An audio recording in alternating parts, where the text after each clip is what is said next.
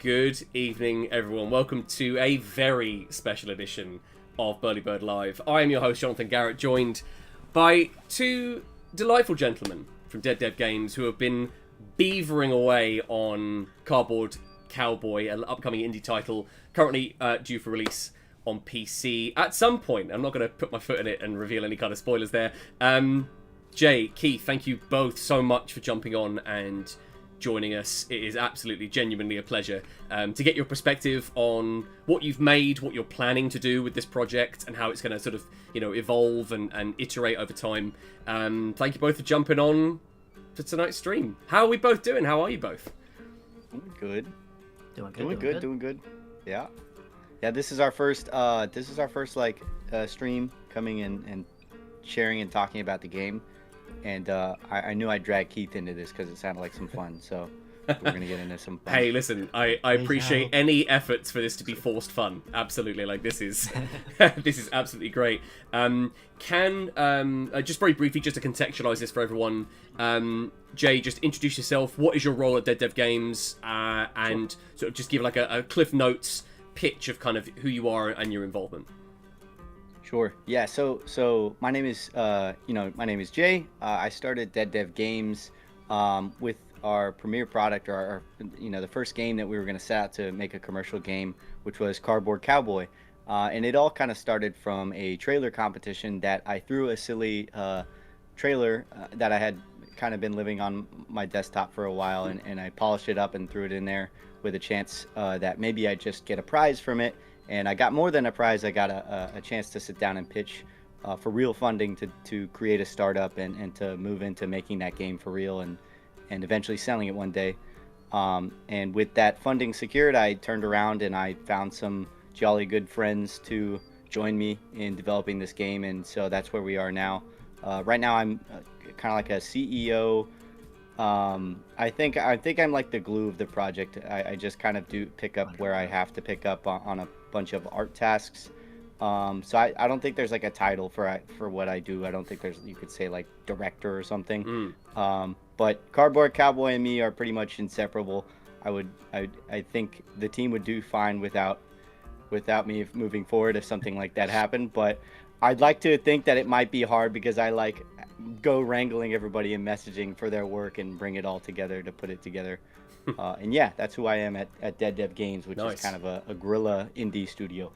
Well, you've kind of alluded to an interesting point there that I think is reflective of a lot of indie studios, which is that, you know, so often, given the size of those teams and the scale of those projects, you sort of have to, by default, wear multiple hats. You've got no choice but to be intrinsically involved in so many aspects, and it goes beyond just design. I mean, that's the business side, the promotion, looking at, you know, how you fundraise. You alluded to, obviously, you know, again, securing that startup funding. And I think that's important for people to hear, I think, is that it's not your, you know, key personalities that you often see within game development aren't sort of the be all and end all, but equally you have no choice but to be a Swiss Army knife. You have to be having your, you know, your influence on so many aspects of the game's development. Yeah, I think so. That's a good way to put it. And tricky too, because then that's about striking balance, especially when in any kind of creative endeavor it can very easily become overwhelming. Also, a shout out to Keith from the Ded Dev development team. Keith, give us the elevator pitch of your involvement, who you are, and what you were doing working on Cardboard Cowboy. Okay, my name is Keith, and I also joined the same competition he did as a rival. But I failed, which was probably a good thing, though. Yeah, because he ended up stalking me down and being like, "Hey, we should make a game together." Hey, congratulations! So, that's yeah, it was the best loss of my life. Yeah, totally. So I'm technically a game arts major from school. I graduated with a game arts degree, and but I do programming mostly as my trade. So on the contract, I'm a programmer for Ded Dev. In reality, I'd say I'm kind of like a Band-Aid developer. I think both me and Jorge are I'd say Band-Aid developers, which just means if there's a problem, whoever has the ability to cover it, we cover it. Doesn't really matter if it's within the program jurisdiction, the art jurisdiction, the sound design jurisdiction. Well, that's mostly Pete, but wherever we need to be, we are. Yeah, that's so reflective, isn't it, of sort of like having to tennis match back and forth problems and just going, okay, someone needs to pick this up. And actually, I did want to ask you both about that in terms of your process. Are you a remote studio? Are you working from a single location, or are you all remote? Yeah, so we're fully remote, and we're contractor augmented. So full discretion. Yeah, full discretion. We have we have Keith, and he's over Texas way. And then we work with a marketing consultant who's kind of like our marketing partner, and he keeps us really focused on where we need to be with wish lists and tracking on things that we want to do down the line, like Kickstarter. He works over on the East Coast. His name is Bear. And then we have our lovely musician, or as I call him, like our best investment ever, whose name is Pete Hockey, and Peter Hockey, and he's a musician from the UK. And he's designing our soundtrack out, and so he's all the way over in the UK. And then our newest join on is Pedro, and he's from the Bay Area. He's actually from my hometown up there, and that's how I kind of got connected through him, was through some kind of family. I call it like the underground Chilean mafia. Like his tias knew my tias, and they're like, hey, you should make by the way, I hope that's how he introduces himself in every conversation. Just, hey, what you doing? Yeah. So we're pretty spread out. I know that's two in California, but we're not. We're on both ends of California. So sure. Yeah, fully remote studio, and we hold all our stand-up meetings and stuff all over, Discord and remotely at times that we can find it time to work for everybody. Well, in spite of that geography, you've proven that it's viable, right? Like, just seeing the outcome here. I mean, there's a couple things in there that I wanted to unpack just then. Just, proving again that it is possible to make this work in spite of the, being so separate. I believe you just hit a wishlist milestone, right? Off the back of the demo. Yeah, we just got 1,000 wish lists the other day. That was our big kind of goal that we've been trying to go towards. Yeah. So thank you. That's awesome. And also, again, you referenced the music, and I got questions because it's one of the things that really struck me playing through the demo previously. It's sort of between the music and actually the voice acting too. The tutorial, which I'm gonna start a new campaign just so everyone can see. I actually think it really elevates projects like this when there's clearly so much personality. It's very acerbic, it's very tongue-in-cheek, and I think without that, if it was just text, which I imagine it was at a certain point, I wanted to ask first of all, what was that decision behind going, no, we want to have voice acting in this, we're going to make that a priority to fit the tone of what we're trying to build, but also just how important music is. So like, I just wondered if you could speak to that before we jump into, you know, the impact of the choices you've made with audio across VO and soundtrack. Where did that come from? Sure, yeah. So I think early on I knew I wasn't gonna have the full bandwidth to, and I've never really had a good music capacity myself. I like sound design for weapons and a lot of tactile kind of touching and watching those sounds in interactive audio, I think. But with music, I knew I didn't have the ear for it, and I wanted to use part of the budget that we had secured to go out and find some nice music. And nice. One of the first artist that I came across when I was kind of portfolio hunting was Pete Hockey, and he reached out, and something about the project kind of spoke to him, and he thought he could do a good job with it. You know, he was really right. I took a look at, I found all these, I hunted down, I stalked him. I found all these old YouTube videos of him playing classical guitar on his acoustic, and it's really, really, really difficult arrangements. Played very played without him missing parts, or played with like a level of skill that you had to kind of respect it and say this person knows how to play classical guitar really well. But then also he had electric guitar, and he had like modern kind of mixing software, you know, FL Studio, or I think he was using Reaper or something to produce these kind of grandiose kind of tracks. So I was like, this person is like the one-man band that we would kind of need. And so when I started talking with him, we discussed a lot of Sergio Leone movies, and Ennio Morricone, is the Italian Western soundtrack producer. He produced music in The Good, the Bad, the Ugly, and Fistful of Dollars, and a ton of legendary kind of Western music that we hear. Nice. And so we kind of talked about that Italian classic spaghetti soundtrack, your spaghetti Western, as we kind of lovingly call it. And how we could make that happen. And so I think from the start, that's where we got started. And he kind of told me, we can get this, but it might take some time because music is one of those things that we can't really force. And I think he was right. Like he took a long few months to make these kind of test tracks. And I loved everything that, Keith and me would hear everything he was playing, but none of them were really long enough or looping like a combat track we'd be able to use, or there was pieces missing. But he was kind of trying different flavors, and he makes these box guitars, like cigar box guitars, and in his like workshop, and they had awesome. with a glass slide. Yeah, with a glass slide. So he made a song one time using like cardboard elements on Foley and stuff. He's like, hey, I made this song out of cardboard, and I was like, that's awesome. So I knew we were gonna hit home with him eventually. And so the music that you guys hear in the demo is all produced by Pete Hockey, and he's just over like 35 minutes of music produced right now for the game, and it's like ambient tracks, it's like the dual kind of tracks, it's slow, sad harmonica music. So he's given us a good library to work with that we can use it across the board in lots of galleries without people feeling like they're being repeated through the same kind of music. What a lovely problem to have, is that you've got a creative choice there, and you're able to leverage someone that clearly has bought into the aesthetic of your project. The idea of him experimenting with something that relates to cardboard, I just think is so, that's really cool.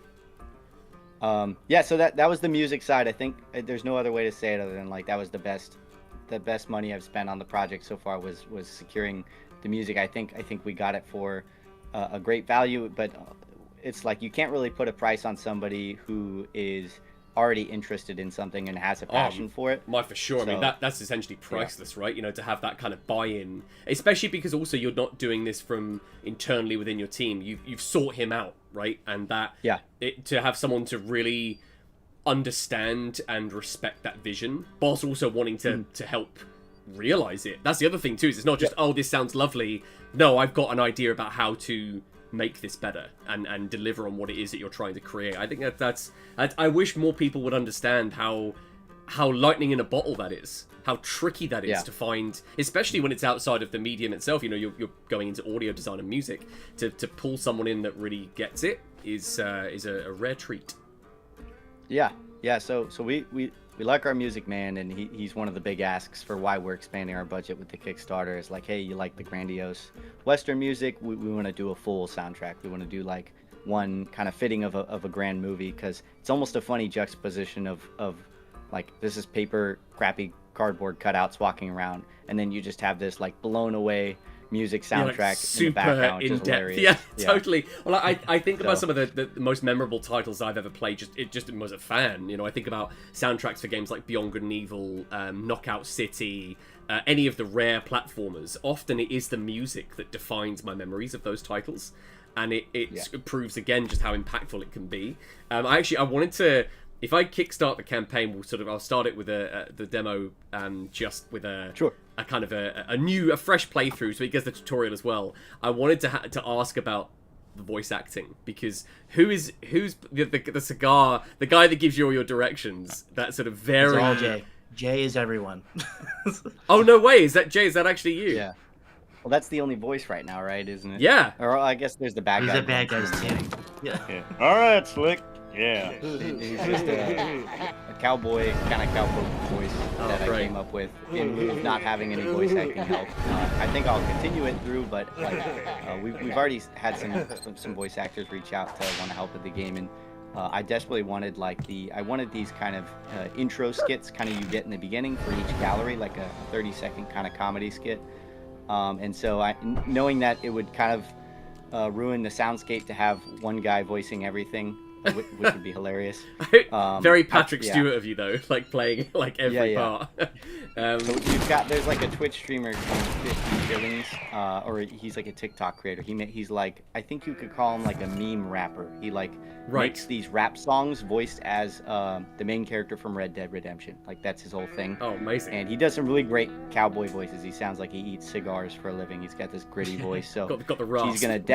He's definitely gonna jump in and be helping us with some sounds. Brilliant. Again, what a great opportunity. Prick the Cactus is all me. What we got here? I'd say welcome, stranger. Oh, this guy. It looks like you got a signature bottom water welcome of your own.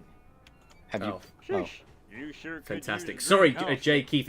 So I'm clear, who's playing this gentleman? Is that you, Jay, as well? Playing this guy? Yeah, that's me. That's Prick the Cactus. Oh, that's I'm looking hilarious. for a man for a few jobs. If you're interested. Well. Hey, Yeah, I was gonna say the sort of Simple yes whit, or not the a yes will do. sounds are Or great. just It a quick makes me back think of I'll Stewie take Griffin, you know, like contractual Whoopi Goldberg, Whoopi, which is great. For God's sakes, Brian, it just really like connects for sure. Alright, here we are. I'm watching this kid. See, I'm running a bit dry on drinks myself. Go poke around in that train and see if you can find something to wet your whistle. That's it. The wet your whistle was very much appreciated.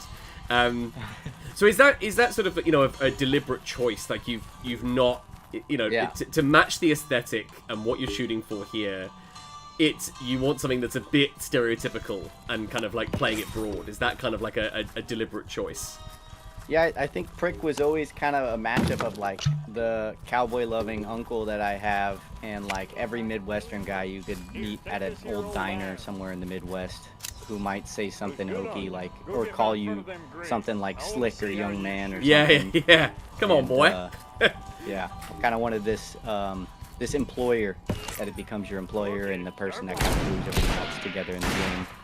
And Absolutely. Prick the Cactus was the bounty hunter kind of leader, I guess, slash bartender. I know you've alluded to a Kickstarter campaign. I feel like there's golden opportunity for him to be some kind of physical reward. I don't know how practical that is, but the idea of like some kind of like, even if it's like digital art, like the concept art of Prick the Cactus, something in there. I was thinking like, oh, that has to. Should we tell him what that is? Keith, do you remember? Oh, I remember. Oh, okay. Well, yeah, we wanted to do one of the only physical, because there's very few physical kind of reward tiers where you can have Sure. something gifted. Is Prick the Cactus sexy calendar, where it's like a fireman calendar of Prick the Cactus. I mean, you've just and stuff. Burly Bird Media will happily share and back that tier if that exists. That is, I can commit to that to you live on air. That's actually something I wanted to, given that this will be my second time through. Keith, for you, given how much input you've had in terms of the actual the nuts and bolts of this, do you find it tricky sometimes to play the game yourself now? I actually have the opposite issue. I've gotten to the point where I'm so good at the game that we can't balance it correctly. Oh right, okay. Because that's what I was kind of alluding to there. Is it the idea of it being like, are you able to be objective in that testing sense, but not just from a balance perspective, but also just in terms of quality, just knowing what you want to shoot for. How removed are you able to be? So if you're talking about like bugs and things, or just trying to make sure like the design is what we want it to be, we mostly just try to. We try to keep the design pretty simple. Just because like simple is I think is actually better for most players, but high skill ceiling, easy to get into, and when it comes to being disconnected to it, I guess it just comes down to we just try to make cool things, and it kind of makes it difficult sometimes to kind of play like a normal person. It's like, oh well, if we make this cool kick flip and like we throw your gun and it makes people like, spin around, like we have all these trick things that we're always trying to do as developers that we know exist that no one else knows exist. So like, we're doing things that like, people don't know how to do, which makes our lives easier. Well, of course, yeah, and that's where it must be really challenging too, is because in terms of a genuine playtest, it's where the value of like demos, feedback become vital. I know that's something I'm because it's what I'm hopefully going to do one day, is eventually create games myself. That's where I'm kind of heading with all of this. And the notion of being able to be objective, I know is going to be that's going to be the real work. That's going to be really challenging. To have that separation and know that I am able to in fact judge it based on what's actually its own merits and things that actually need to be improved, as opposed to just believing everything is great because I made it. Yeah, so that's unfortunately you have to come to terms with what sucks. Yeah, dude, we had a mechanic early on in development that we thought was so cool. We call it the heat system. Like the better you do, the berry, by the way. The more you use your weapons efficiently, the more powerful your weapon would get, and it go on fire, and you become super accurate and super powerful. And we thought it was so cool, and no one liked it because it was counterintuitive. System, like a little baby. Yeah, and we just had to come to terms with we just can't have it. It's just no one likes using it. Everyone, I suppose the concept of that idea would have been you'd have been sitting there going, "No, this is great. This is exactly what we need to do." I just want to give a shout out to Chris on YouTube, just saying the music is something that really stood out for me in a huge way. It gave me Borderlands 1 idle music vibes. What an interesting comparison there. Sort of like the sort of background action. I absolutely love the shotgun, by the way. There's the alternate fire modes on this. Being a breakthrough cover, it's a lovely concept. Oh, nice. Yeah, we're trying to make as many of the weapons unique in ways that are obvious and less so obvious. Yeah, that definitely comes across for sure. JG pitching for a voice role. Yeah, me secretly, not so secretly, desperately wanting to do like a really bad like British villain voice. We could definitely use a British villain. Hey man, I am. I think there's always a British gunslinger in the movies, right? Absolutely, yeah. Or like something like something like Once Upon a Time in the West, where like Liam Neeson's like, I'll be in your movie, Seth MacFarlane, but I want to be Irish. Yeah. Oh, I keep missing this. Hang on. There we go. Yeah, I love the interactivity. I think it's always something that's interesting. Oh, I'm missing a couple. Oh yeah, there you go. Something I actually wanted to ask you both about as well, just from an iteration standpoint, was this, what we're seeing right now, what we're showing everyone in this demo, was this sort of largely a realization of what you conceived the game to be? Or has this evolved in any way substantially from its initial pitch deck and those early concepts? Is this essentially the game you always wanted to make? Or has it sort of, not Frankenstein, but kind of like built up over time to become this? Yeah, so I think the original idea was I just wanted a game where you could kind of collect out like an arsenal of these cardboard weapons and cardboard gear. And I think the only thing that really stuck along was like the art style stayed the same, or maybe even got a little better. Like you can see like weathering on buildings now and stuff, which wasn't, you know, something that came like along this. With like the art this style, here. yeah. Okay, nice. Yeah, like the weathering, or like having like normal maps to make something really look bumped, like there's cardboard underneath it.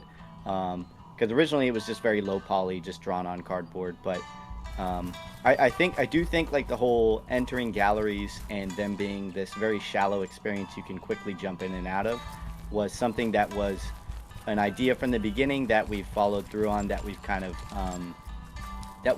of proven a little bit that people do like these challenges in each gallery, and they kind of add maybe an extra 30 more minutes of grindiness if somebody really wants to go grind down every challenge. Yeah, shout out to that, by the way, because I did try the in the first area get to the like the cart without killing anyone. You just have to leg it. And that's everyone's favorite one. I really liked that, especially those like wiggly boxer guys that kept chasing me, or the snipers that keep popping up.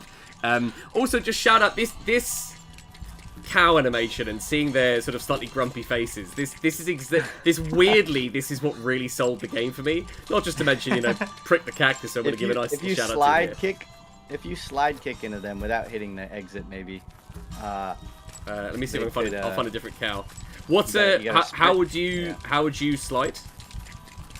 Yep, just like that. So you gotta be sprinting, and then you gotta hit your crouch button to get that slide. Oh yeah, got it. I don't know which crouch button I've got it. Changed your controls. Oh, this is me being terrible with mouse and keyboard. Yes, I think it's a toggle thing. I don't know if that was a setting. There we go. I've just out of bounds him. Sorry, buddy.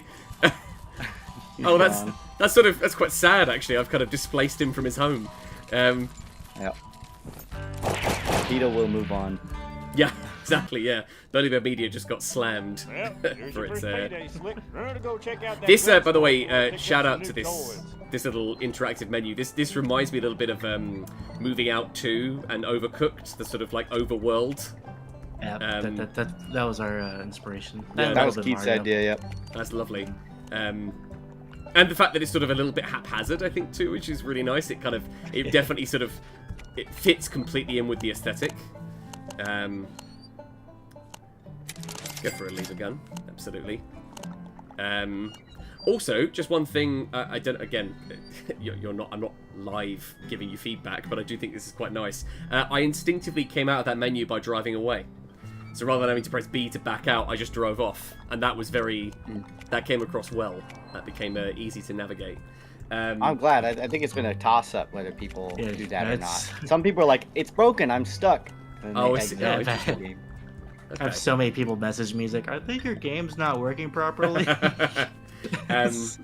Stephen Murray in our chat, he's voice of the DJ from Knockout City.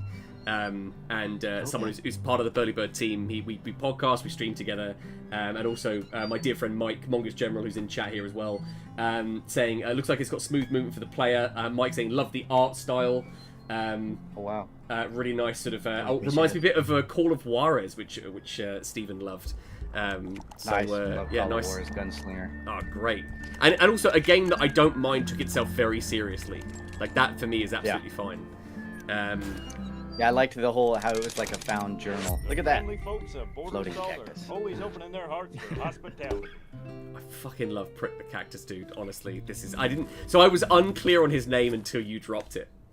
until you. Yeah, maybe I should write his name above him or something. No, I think it says it in sometimes in his dialogue or whatever. Maybe it needs like you need like a lore, you know, like the big like RPGs, like having like a lore screen to go through. And just I want to know about this guy. I want to know about his history.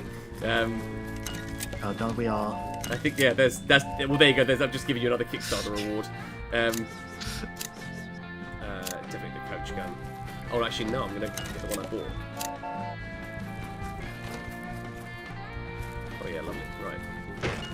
So this is sort of the typical, for those of you that are just tuning in and have not seen Cardboard Cowboy, this is kind of the remit. You're in an area, you're trying to get through to the wagon on the other side.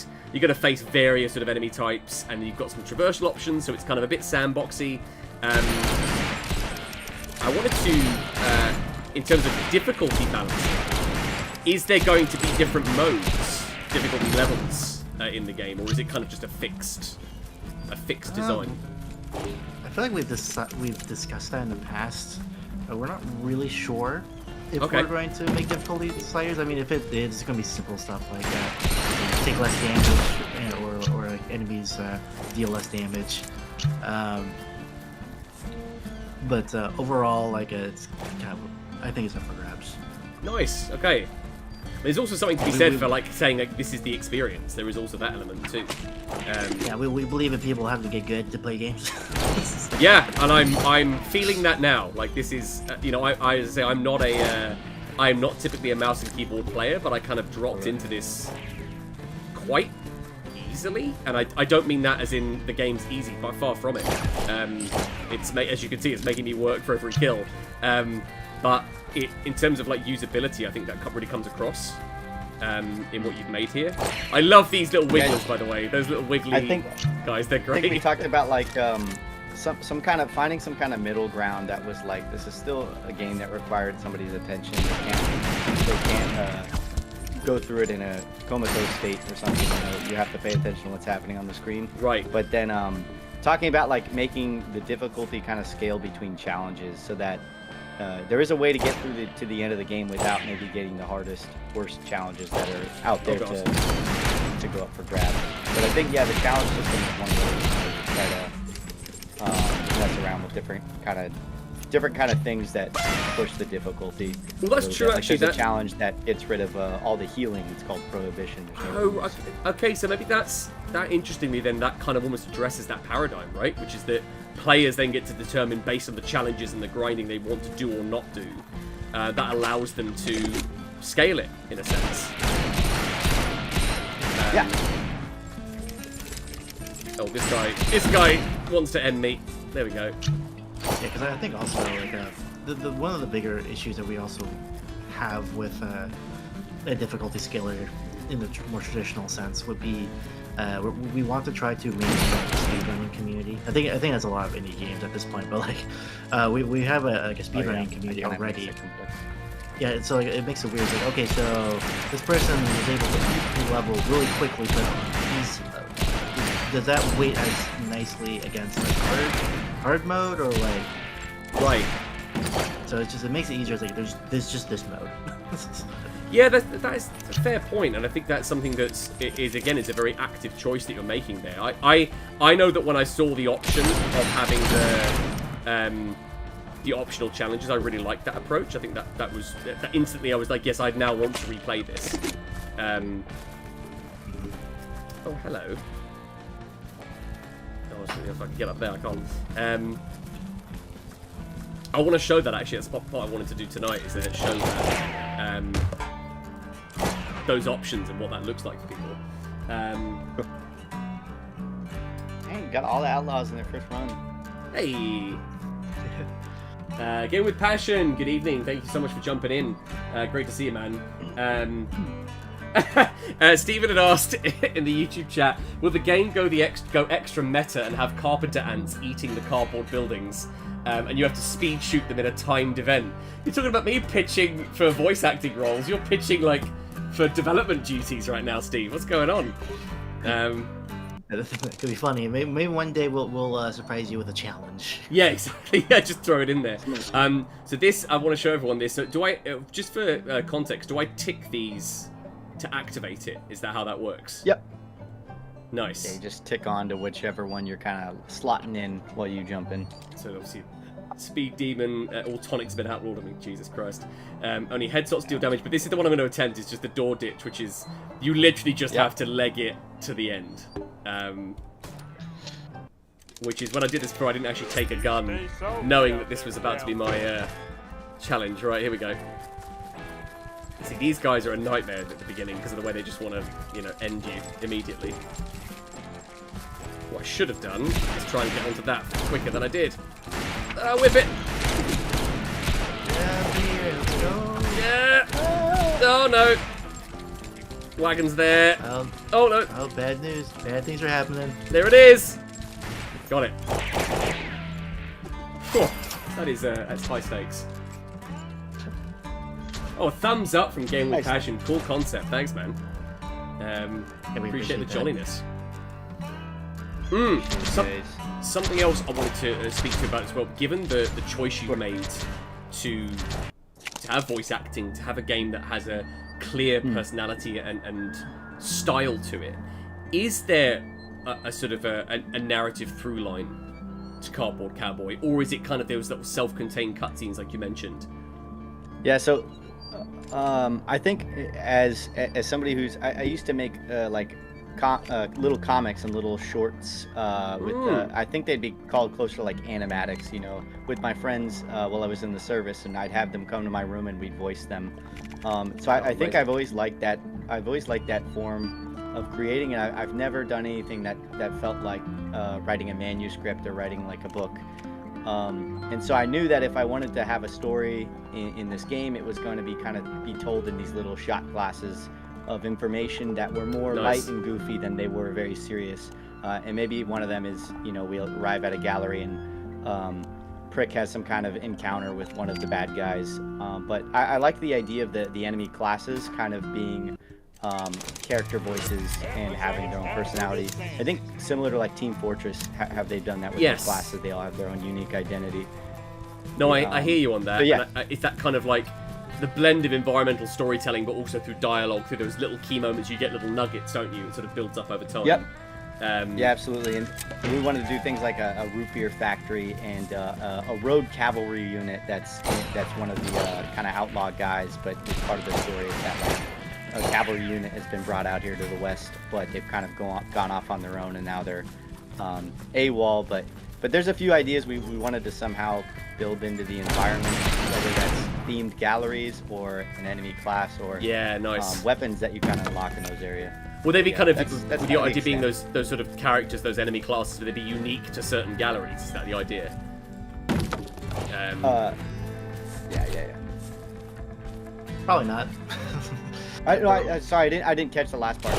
Oh no, sorry. I was just saying, you know, would some of those classes be unique to certain galleries, like certain areas of the game? Would they be like enemies that are only sort of found in certain places?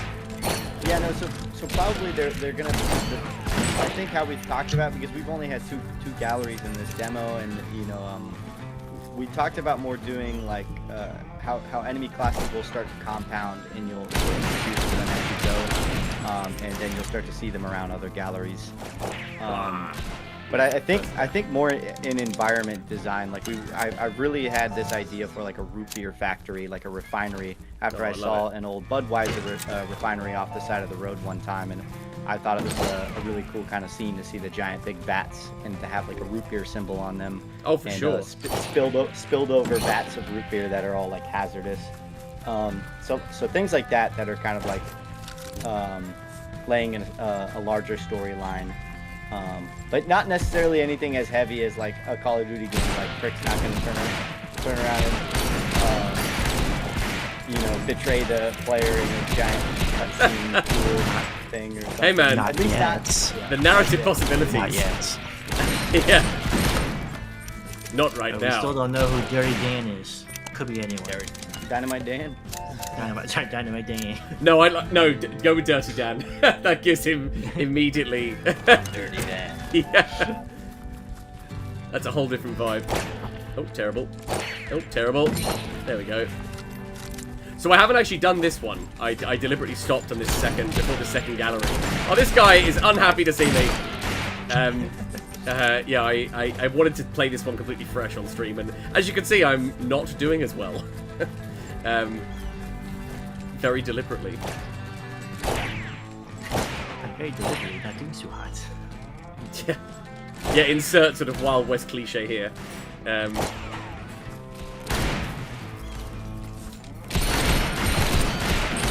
Well, I also wanted to, just to those of you that are in chat across Twitch and YouTube, I wanted to open things up a little bit. Folks, have you got any questions for Jay and Keith here? Anything you wanted to run past? I've been bombarding them with my own thoughts for tonight's stream, but is there anything else you wanted to run past, and anything you're intrigued by, you want clarification on? Anything that potentially you want to, pick their brains on? Worst. Need to get to a tonic that's over here before I die. There we go. We gotta add more kinds of tonics. We've got some other ideas for different effect ones, but we were just talking about this the other day, kind of struggling to think about, you know, if we had different effects for tonics, like a root beer or a whiskey, do they still heal you? Oh, I and, see. Like, how frequent are they? Yeah, the healing ones, which you need to get by. So then I think the idea we came up with was that maybe there's a baseline sort of healing effect from each of them, but a secondary kind of side effect that comes with that, which is maybe the reason you want to unlock that recipe to get that tonic. Depending on that would obviously then create, you know, depending on the tonic that you're using, would create sort of different status effects. Interesting. Okay. Yeah, like maybe speed or a little bit of explosive resistance or something. Yeah, I'd say that something that's not really apparent in this demo is the customizability between gallery sessions. It's going to be like very paramount. Oh, nice. So like you can change your loadout, like your guns, but like that's kind of like the minimum that we have planned. Like we have like perks that we want to implement. We have different like as we've been talking about, the different tonics. Like those will affect like how you play, and so that's also one of the reasons why we like difficulty is a weird thing to be kind of trying to hammer in right now, because like there's going to be so many different ways to augment your character, become either more powerful or more utilitarian as you progress through the game. Oh, this guy has been an absolute nightmare. There we go.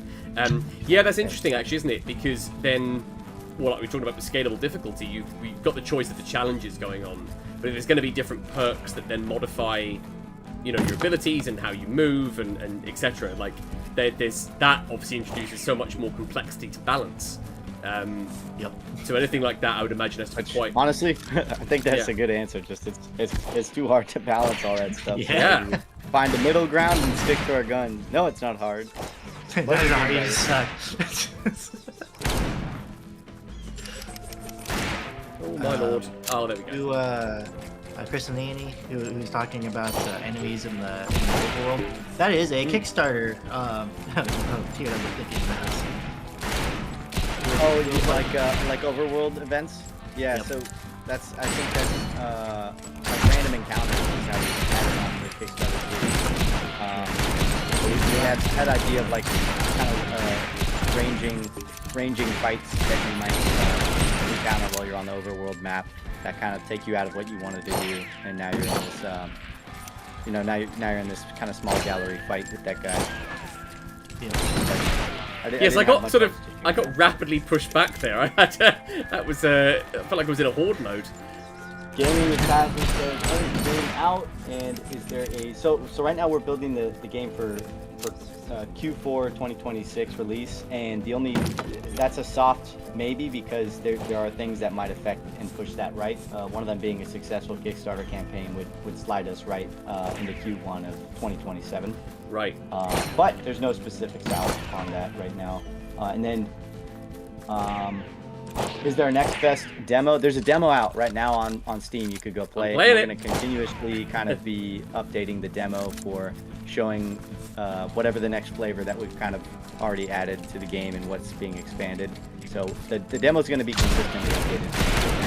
And the engine is being built in proprietary Cardboard engine. Just kidding. It's being built in Unreal Engine. And yeah. No, the engine's fine. I'm having trouble. No, I didn't say yeah. I like it. Yeah. I like it. Yeah, we're building an Unreal. Oh, not good. Come on. That's interesting, actually. Turn the game down a little. Hard to hear the peeps. Yeah, you've alluded to the Kickstarter there, and the notion that depending on its response and success, that could affect, release outcome, right? As you sort of iterate and build on the game. Is there something there like, I always find it fascinating when we talk about scope with indie games, especially when a budget starts to increase either through funding or from a crowdfunding effort. Sorry to interrupt you. Somebody's asking if you could turn us up a bit. I don't know if the game might down. It could be the music from the game. Yes, I certainly can. Let me make that happen. And while he's doing that, look, an options menu. For Mongoose is asking if there's any multiplayer mode at some point. Oh yeah, possibly. We are considering it. We've had a lot of people reach out and say that they want one. Yeah, like a 1v1 duel. Oh, yeah, cool. The way that we're kind of going to be approaching it is most likely in a 1v1 format, kind of like Straftat, where it's just like a bunch of like rapid. I think the game is very rapid, so like having like a very rapid style multiplayer would be nice. It would certainly suit it for sure. Somebody said good, since it uses an Unreal Engine, I can mod it to be VR. I just saw that today. Somebody posted a playthrough of our game in VR, and I'm like, how did you do this? It's not made for VR. Yeah, we were saying earlier, weren't we? Like they just sort of fundamentally broke it, but like, I guess, but able to play it in VR. How exciting! Maybe that was wild. Maybe a Kickstarter stretch goal. I don't know if everybody wants VR. I haven't done anything to make it play nicely for VR, so hopefully it runs okay for you guys. If anything, we stripped it from being able to be VR playable. Yeah, and then be like, well, how dare you? How dare you mod this? But that's epic. That's something I wanted to ask you both about, is like, in terms of both from a design and a practical programming standpoint, is there always that risk of a project sort of it bloating, and how do you temper your own expectations for it? I think the answer to that is deadlines. It's a lot of people don't like deadlines, and they think they're going to limit a team creatively, but I think I started out this game and I'd like to say we are all kind of game development, I'll say like industry outsiders. We're not necessarily working professionally in game development, and so it was kind of cool to have a project that we thought we were going to get across the finish line, and we are going to get across the finish line. And one of the goals for this game was to release and finish a game and figure out everything that needs to happen for that to happen. So there is an end date when this game comes out, and there are these little kind of key sprint. And I can hear myself on the stream. It is like wigging me out. Oh, and I just muted it. So essentially, we've chopped up the game's development into these kind of periods where we're going to be like, this is our goal for what the game looks like. This is the picture of it by this month, and from there we kind of push forward and we iterate and we design as we design some things as we go, and some things it's been on the backlog forever and we knew we were going to hit it. But if we've missed something and we're past that point where it's too much to go back and go back and fundamentally change everything about how that works, our philosophy has just been kind of move forward and do better with the rest of the nice work that's to be done. Yeah. So it has been hard kind of trying not to get bloated, and I think the answer to that is hold yourself to your deadlines, and if you push past your deadline and you're done, you push whatever version of the build you're at. Have players play the game, and make sure you have like an honest conversation with yourself and your team about what went well that time and what went not well, and don't just keep over scoping for yourself each time. Try to be like, you know what, I bit off way more than we could chew last time. Yeah. Let's do like 70% of what we did last time. Interesting, and having the self-awareness to do that as well, because when this is what we talked about this earlier, didn't we? But how being objective, especially when it's something you're so invested in, you spend so much time on. I can imagine that can be really tricky to draw a clear line in the sand, to be like, okay, no, we know we could do this, and this, but what is achievable right now on a certain timeline? I think framing it around deadlines is really interesting, because you can acknowledge, I think, the more emotional side of it, whilst also sort of saying, well, what's practical? What's going to get this game selling copies and out in people's hands? And it has to be done at some point. I think that's really what I was getting at, is knowing when it's done, but separating that from, oh, we'd like to do this as DLC, or this is a stretch goal for a Kickstarter. Yeah, It's knowing what 1.0 looks like. That's I can imagine that is a tough tightrope to walk at times. I've had that when I've written scripts. When if I'm working on stuff in my day job, in my theatre stuff, is knowing when a story's done.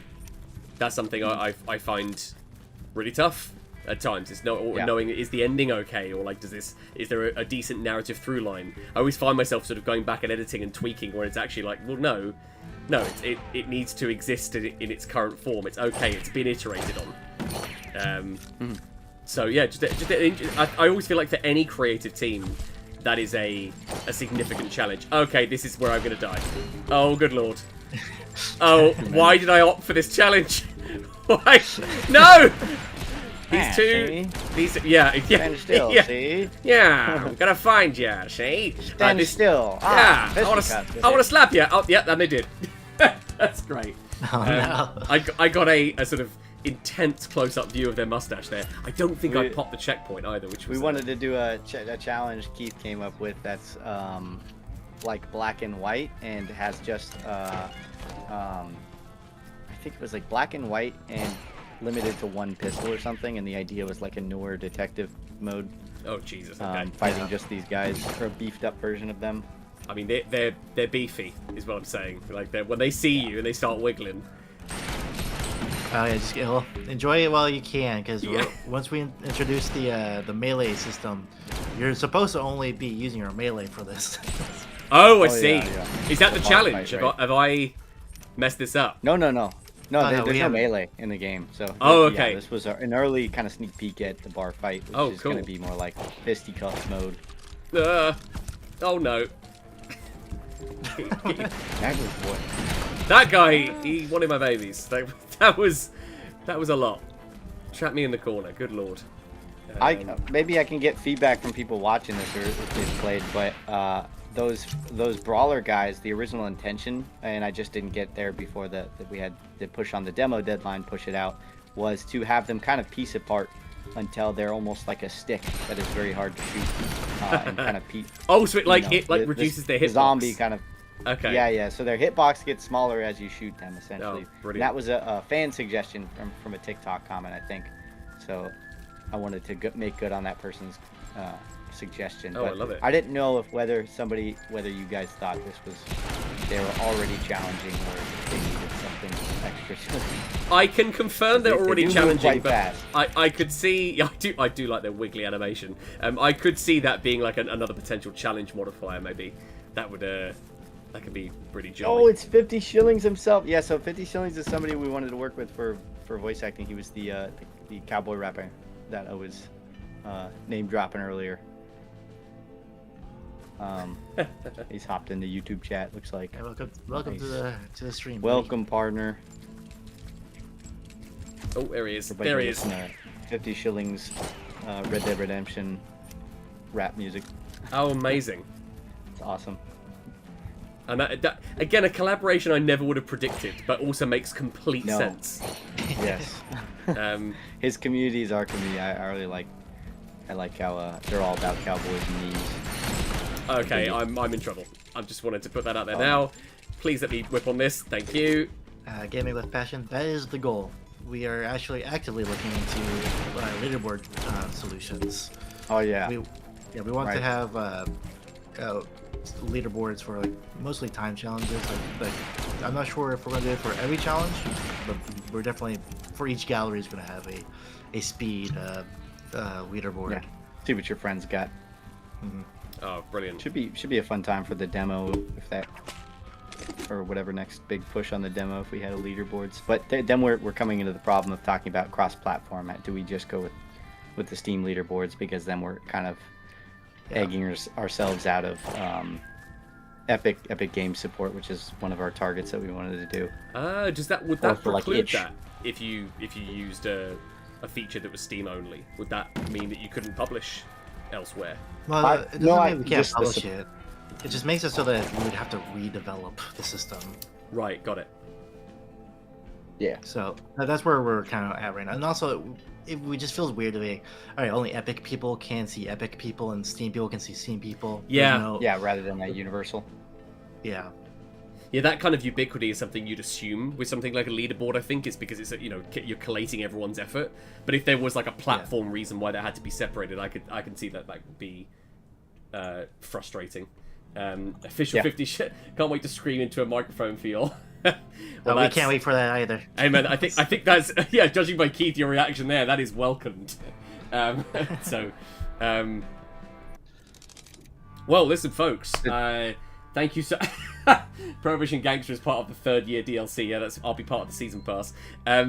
Folks, thank you so much for hopping in and joining us for our dev stream tonight. Jay, Keith, just a huge shout out to you both for you giving both your time and perspective here. While I and chat have been bombarding you with questions, this has genuinely been an absolute treat, and to hear you both speak to your process, but also just be so candid. It's something that I wish. I feel like we've set a bit of a bar there in terms of how one communicates those concepts and how you address those questions. I really appreciate your time and the way you've been so sort of open with your creativity. So thank you both for joining us. Yeah. It's been lovely. Yeah, thanks for having us. This was our first come on a stream and talk about the game, and I think it was a lot of fun. So I appreciate extending the invite to us. 100%. No, my pleasure. Folks, thank you in chat across Twitch and YouTube for checking this out. You can follow us at Burly Media on all of the things: Facebook, Threads, Instagram, as well as our YouTube channel, and also our Discord community as well. Please jump in. Shout out as well to Josh Kyoto and the amazing team over at Indieformer, who we're collaborating on coverage here for Cardboard Cowboy. We love Indieformer. Yeah, they did an amazing piece, a deep dive on Cardboard Cowboy on their site, which we've linked from our own. We'll be posting our hands-on impressions as well from playing the demo up on the site in the days ahead. And of course, we've got this live stream as well now to go as part of our hotspot coverage. Final thing from me, and the most important thing to say, is Jay and Keith, where can people find you and everything Cardboard Cowboy? Sure. Yeah, so Cardboard Cowboy can just be searched up on Steam. You can Google it. It'll probably come up as like the #2 thing out there. There's a streamer out there named Cardboard Cowboy, and he's great. That's not us. So, yeah, that we're not connected to that. We're not trying to make that connection. I was just mentioning that. And then we make videos all the time, and we post on our channel. So our channel is called Ded Dev Indie. It's DED Indie, and we're always making goofy videos talking about the game and showing updates. So that's where you can check out our updates. Amazing. Join our Discord. Where we Join play, the Discord play games too. on Fridays. we got Fistful of Frags Fridays and play old games. Yeah, Keith, is that something people can just sign up for through the Discord? Is it all through there?